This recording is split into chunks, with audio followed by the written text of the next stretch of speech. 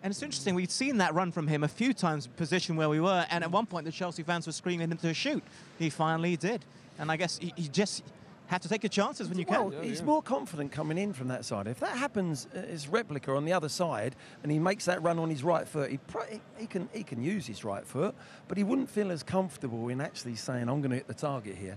So when he's out on this side, I mean, you know, Mudryk came on the other side, showed his pace, and they've got some options here at Chelsea at the moment. They really have.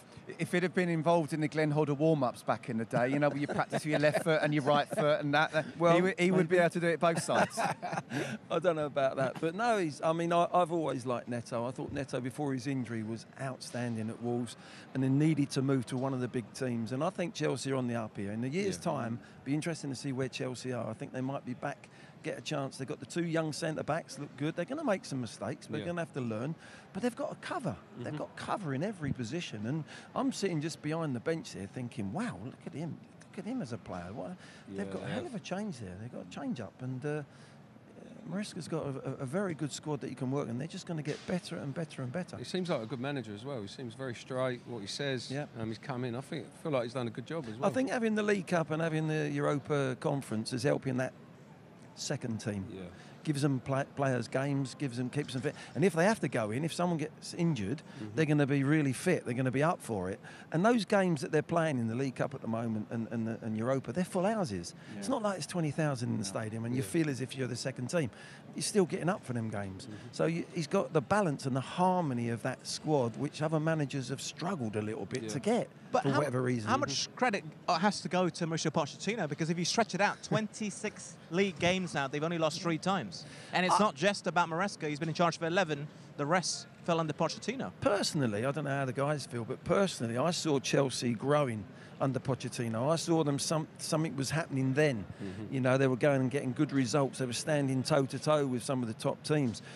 He's taken it on now. He's helped. You know, he's been helped. He's had a base there to go from, you know. So it's not just he's come in and it's been fantastic. He's done a great job, but at the end of the day, he had a lot to work with, and I'm looking at that bench thinking, oh, I'd like to have worked with this squad. Glenn, by the way, you know he's a Tottenham fan, so that's why I saw him smile, didn't he? The moment I said Pochettino's name, I saw a glitter. He's going to drop Harry Kane in a minute. I think Jimmy Green's mentioned as well. Yeah.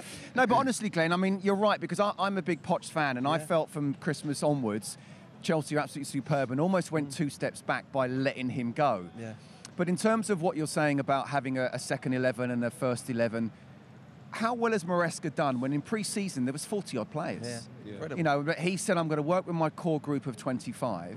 Now, how much credit goes to him? Because it could have been 2 steps back, but it feels like he is just taking the steps forward. Listen, on the front of it all, we're saying that he's got the harmony and they're gelling. I've watched that bench today. They're not happy. Some of them are still not happy. You can tell. We're all ex-footballers. Of course. You want to play, don't you? Of course you do, You're not happy. Everything's not hunky-dory. You know, there's Felix there. There's a few others. As soon as they knew they weren't, the fifth or the fourth substitute was when his band come off. It was like, boom, Madawaki's gone down the tunnel. It's not all hunky-dory there, but he's getting away. He's got to manage it, and he's been managing it really, really well, I've got to say. And they look, because of these other games, you know, if they go out of the League Cup and they go out of the Europe, that's going to be his problem. Yeah, that's going to be his test then, because you know, players know he doesn't fancy me. I'm not getting enough football. They want to play football. They're young men. Of course they do.